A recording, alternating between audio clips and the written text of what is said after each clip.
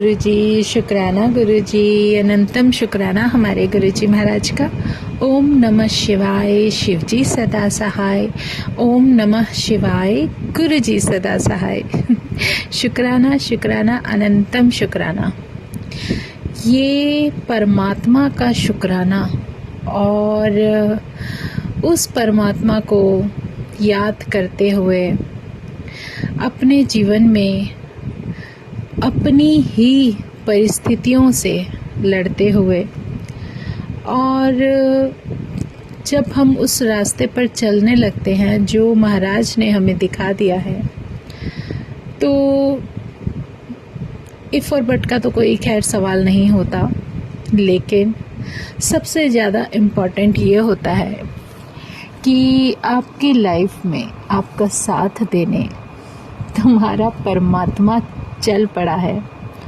था तो वो पहले से भी, पर हमारी आँखों के ऊपर से जो पर्दा हटा, जो पहचान कराई गुरुजी ने कि देखो मैं तो तुम्हारे साथ था, हूँ और अब भी हूँ और आगे भी रहूँगा।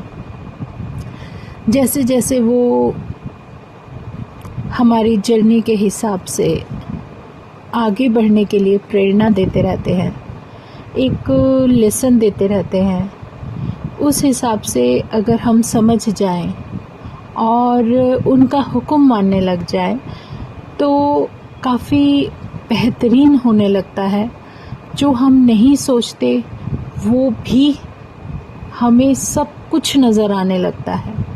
हमारे जीवन में क्या परेशानियां हैं, क्या तकलीफ़ें हैं, या हमारी इस बर्थ में इस समय क्या हमें परेशान कर रहा है या क्या करने वाला था, वो सब वो भगवान जानता है, क्योंकि भगवान को सब कुछ पता है। He knows everything. वो हमारे जीवन की एक एक पल पल की खबर रखे हुए है। कभी कभी तो इतना अच्छा एहसास करा देते हैं, बता देते हैं, समझा देते हैं कि देखो तुम्हारे साथ क्या होने वाला था और मैं तुम्हें किस तरीके से संभाले हुए हूँ। सच में हमें तो कुछ भी नहीं पता, लेकिन जब हम अपने गुरु चरणों से जुड़ जाते हैं, अपने आप को उन चरणों में समर्पित कर देते हैं, तो उसके बाद हमारा जो जीवन है वो बिल्कुल बदल जाता है। हम अपने परिवार की जिम्मेदारियों के साथ साथ एक नाम, परमात्मा का नाम, उस गुरु का नाम लेते हुए जिस सिमरन में अपना जीवन का जो थोड़ा बहुत जो भी वक्त हम दे सकते हैं वो देने लगते हैं, तो हमारी जो सॉल इम्यून होने लगती है, वो सॉल ही हमें हर मुश्किल से बचाती है। कभी आपने ध्यान दिया होगा कि गुरु हमारे जीवन की कठिनाइयों से पहले ही हमें स्ट्रॉन्ग कर देते हैं, क्योंकि जो भी प्रारब्ध है, जो भी हमारे साथ होना है वो होता है, चोट लगती है, लेकिन थोड़ी सी निक्कू सी और हम उससे निकल जाते हैं। ये हमारे उस महाशिव का प्यार है, उनका आशीर्वाद है। यही तो है वो जो हमें हमारी लाइफ का सबसे प्यारा एहसास और ब्लेसिंग देते हुए हमें इतना इम्यून कर देता है कि हम फिर एक ऐसे विश्वास के साथ आगे बढ़ने लगते हैं, जिस विश्वास को हमारा भगवान खुद चाहता है कि हम उनके प्रति रखें, अपने मन में रखें, कोई इफ़ बट ना रखें, कोई क्वेश्चनिंग नहीं होनी चाहिए, सिर्फ सरेंडर, सिर्फ उन्हीं की रज़ा में रहना। उनकी रज़ा में रहने का मतलब क्या है? आपको कुछ नहीं करना। कोई कह दे अरे अभी तो आपको ये करना चाहिए, इतने दिन का ये करो, उतने दिन का वो करो, आप ऐसे करोगे, इतने हफ्तों का करोगे तो ये हो जाएगा। ऐसा कुछ भी नहीं है, किसी वहम में ना पड़ो। जब उस शक्ति के सामने हम सर झुका देते हैं, उस भगवान के सामने सर झुका देते हैं, तो जो हमारे जीवन में होता है उसको स्वीकार करना पड़ता है और करना चाहिए। यही वो सिखा रहे हैं कि अपनी जिम्मेदारियों के साथ साथ जो कुछ भी तुम्हें मिल रहा है उसको लेते हुए चलते रहो, शुक्राना करते जाओ, क्योंकि उनकी मर्ज़ी के बिना कुछ हो नहीं सकता। और अगर उनके होते हुए हमें कुछ सुनना पड़ता है या कुछ बर्दाश्त करना पड़ता है तो वो सब हमें करना होगा, हमारे लिए बेहतर होगा।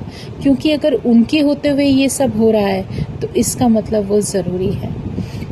कुछ तो है ऐसा जो हम नहीं जानते, हमारा भगवान जानता है। और भगवान वो सब दिखा देता है, वो इशारे दे देता है कि तुम्हारे जीवन में ये तकलीफ़ है क्यों। सच में बहुत अमेजिंग है, लेकिन धीरे धीरे विश्वास होता चला जाता है क्योंकि उनका समझाने का तरीका भी यही है। अब जैसे मैं अपनी जर्नी के हिसाब से आपको बता रही हूँ कि मेरे महाशिव ने किस किस तरीके से मुझे चलना सिखाया, या इस रास्ते पर जो भी है, जैसे भी है, कब क्या करना है बताना शुरू किया।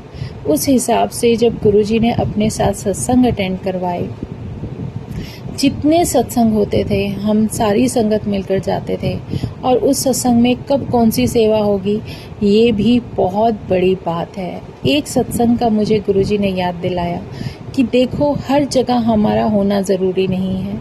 हर जगह भगवान हो सकता है, लेकिन हर जगह हम नहीं हो सकते। हम सिर्फ वही होंगे जहाँ पर उस परमात्मा की मर्ज़ी होगी। तो ये एक छोटा सा सत्संग है, लेकिन बहुत इम्पॉर्टेंट है, जो मैं आपके साथ शेयर कर रही हूँ। आप ध्यान से सुनना कि जैसे गुरुजी ने सत्संग की मुझे समझाया और लेकर गए, और जो कुछ भी सिखाया, मन में किसी और के बहकावे में मत आना। जब भी आपका बुलावा होगा ना, आप अपने आप वहाँ पर पहुँच जाओगे। कभी कभी हम लोग हर चीज़ की जल्दबाजी करने लगते हैं, बहुत जल्दबाजी, कि हम यहाँ भी जाएंगे, हम वहाँ भी जाएंगे, देखो यहाँ का इनविटेशन है, देखो वहाँ का इनविटेशन है। कहीं कहीं से पता नहीं कितने ग्रुप से घूम घूम कर भी आ जाता है। ये उस परमात्मा की मर्ज़ी है। कुछ ना कुछ तो लेसन उस दिन देना था। एक मैसेज आया, वो भी किसी और के थ्रू, शायद वो मेरे लिए था। और क्योंकि मेरी फ्रेंड संगत ने भी फ़ोन करके मुझे बताया कि उस सत्संग में जाना है और आप आ रहे हो ना, हम भी आ रहे हैं, तो ये गुरुजी का इनविटेशन था। तो हमने कहा ठीक है, मैंने भी बोला हाँ ज़रूर आएंगे जब गुरुजी का बुलावा है, और मैं गई। और हम काफ़ी सारी संगत जो है इकट्ठे होकर गए। लेकिन हैरानी की बात ये थी कि एक मिसअंडरस्टैंडिंग हुई कि वो जो मैसेज हम लोगों तक पहुंचा, जो हम लोगों ने सबने देखा, जो हमें इनवाइट किया गया, वो पर्सनली किसी संगत द्वारा गलत हर जगह फॉरवर्ड कर दिया गया, जिसकी वजह से हम वहाँ पहुँच गए। और वो किसी का अपना पर्सनल फंक्शन प्रोग्राम था, वहाँ उन्होंने हर किसी के लिए अलाउड नहीं किया था। लेकिन गुरुजी की मेहर देखो, उस दिन वहाँ उन्होंने शायद कुछ ऐसा कराना था जो मैं वहाँ थी, क्योंकि मैं हर जगह नहीं जाती, मैं बहुत कम निकलती थी। और गुरुजी नोज़ कि ये कहाँ जाती है, क्योंकि उनकी मर्ज़ी के बिना तो मैं नहीं जाती, और अगर मैं वहाँ गई हूँ तो इसमें गुरुजी का ही कोई कर्मास का कनेक्शन था। वहाँ पहुँचे तो बहुत उन अंकल ने हाथ जोड़कर बोला कि ये तो हमारा पर्सनल फंक्शन है, यहाँ तो नहीं है। और हैरानी की बात कि जो वहाँ पर सेवादार थे, जिनकी सेवा वहाँ थी, हर चीज़ की सेवा थी गुरुजी के लिए, वहाँ उन अंकल की सेवा लगाई हुई थी, जो अंकल हमें बहुत अच्छे से जानते थे, और उन्होंने ही वो मैसेज फॉरवर्ड किया था। और तब उन्होंने उनको बोला कि नहीं, ये मेरी अपनी संगत है और इनको मैंने ही इनवाइट किया है और ये यहाँ पर ज़रूर रहेंगी। फिर हम लोगों को वहाँ सेवा का मौका मिला, जो भी गुरु ने सेवा दिया। लेकिन वो एक लेसन ऐसा था, जब हम वहाँ खड़े थे और गुरु की गद्दी को दूर से देख रहे थे और गुरुजी को निहार रहे थे, कि गुरुजी ऐसा लगा जैसे यहाँ तुम भी अनजाने से लग रहे हो। क्योंकि जब कोई खड़ा हो गेट पर और उसको ये बोल दिया जाए कि आपको हमने नहीं बुलाया, आप अपना मैसेज दिखाइए। जब हम लोगों ने अपना मैसेज दिखाया, और यकीन मानो जिनका मेरे पास फ़ोन आया उनका नाम भी नेहा था, और जिनके यहाँ फंक्शन था उनकी खुद की बेटी का नाम नेहा था। और हैरानी की बात है कि सेम नेहा के नाम से गुरु ने मेरे पास फ़ोन भी करवाया तो ये इनवाइट तो उन्हीं का बनता था। उन्होंने चाहा था कि मैं वहाँ आऊँ और वहाँ शायद कोई ऐसा कुछ घटित होना था या कर्म ऐसे कटने थे जो वहाँ जाकर सेवा करने पर मुझे प्राप्त होता। तो ये सब गुरु की माया है, उसकी लीला है जो हम नहीं समझ सकते। और वहाँ पर पहुंचकर कुछ संगत तो वापस चली गई थी, लेकिन हमें उन अंकल ने नहीं जाने दिया कि नहीं, तुम मेरे साथ हो और तुम यहीं पर रहोगे क्योंकि मैंने तुम्हें इनवाइट किया है। और हम लोग उनके साथ रहे और जो भी सेवा गुरुजी ने बख्शी वो सेवा सर माथे ली। तो शुक्राना मेरे गुरुजी महाराज का, अनंतम शुक्राना। और सबसे बड़ी बात कि वहाँ मुझे मेरे गुरु ने छोले भटूरे खिलाए, बहुत अमेजिंग था। खाया, लेकिन उसी में ही गुरुजी ने एक प्लेट छोले भटूरे में ही हमारा पेट भर दिया। कहने लगे बस अब चल दो तुम, गोलगप्पे खिलाए। तो उसका मतलब कुछ था कि वो अपने साथ मस्ती भी बहुत कराते हैं, सब कुछ एंजॉय कराते हैं। आपका जीवन एक ऐसे लेसन से भर जाता है जो आप आगे सोच समझ कर चलते हो। फिर शायद मेरे लिए वो चैप्टर था कि मैं अब बढ़ने लगी थी कि मैं जब भी मेरी कोई संगत फ्रेंड फ़ोन करती थी कि यहाँ जाना है, वहाँ के लिए मेरे पास मैसेज आया है। तो फिर धीरे धीरे मैंने वो इग्नोर कर दिया। मैंने कहा नहीं, अगर गुरु को बुलाना होगा तो मेरे अंदर एक ऐसा भाव आ जाएगा कि मुझे सत्संग जाना ही जाना है और गुरु ने मुझे अपने चरणों से जोड़ना है, तो वो कोई ना कोई रास्ता तो मेरे लिए ज़रूर निकालेंगे और मन में ऐसा कर देंगे कि मुझे वहाँ जाना है। ज़रूरी नहीं कि जहाँ भी सत्संग का इधर उधर किसी भी ग्रुप में मैसेज आए तो आप भागने लगें, दौड़ने लगें, क्योंकि नहीं पता होता कि किसी का कैसा फंक्शन है, क्या है। तो ये लेसन गुरुजी ने उस दिन मुझे दिया और मुझे समझाया कि चलो मैंने तो तुम्हें बुलाया था, लेकिन तुम्हारे अलावा जो और संगत जो वहाँ पर पहुँच गई उनके लिए कितना अनजान था वो दृश्य देखकर कि जब अंकल ने हाथ जोड़कर बोला कि मैंने आप लोगों को नहीं बुलाया, तो आप प्लीज़ यहाँ से जा सकते हो। तो ये गुरु की कोई लीला थी जो समझाने के लिए थी कि ग्रुप्स में फॉरवर्ड हो जाते हैं मैसेजेस और ऐसी कोई बहुत बड़ी बात नहीं है, लेकिन जो भी संगत वहाँ आ जाए ना, तो ये उस गुरु का ही इनवाइट किया हुआ होता है। सारी संगत गुरु जी की इनवाइट की होती हैं। जो आपके दर पर पहुंच जाए तो वो गुरु की मर्जी से ही आई हुई संगत है। उन्हें कभी भी आप अपने उस गुरु के दरबार से बाहर ना लौटाएं।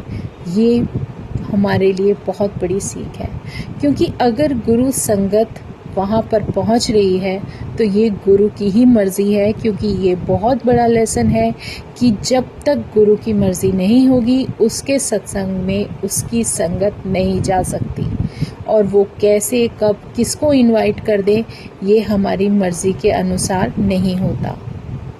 तो ये बहुत बड़ा लेसन था। आज मन में भाव था कि मैं ये सब शेयर करूं। शुक्राना गुरु जी का, शुक्राना, अनंतम शुक्राना जो गुरुजी ने ये एक मैसेज मेरे थ्रू दिलवाया। तो जय गुरुजी, शुक्राना गुरुजी, अनंतम शुक्राना मेरे गुरुजी महाराज का। ओम नमः शिवाय, शिवजी सदा सहाय। ओम नमः शिवाय, गुरुजी सदा सहाय। शुक्राना शुक्राना, अनंतम शुक्राना।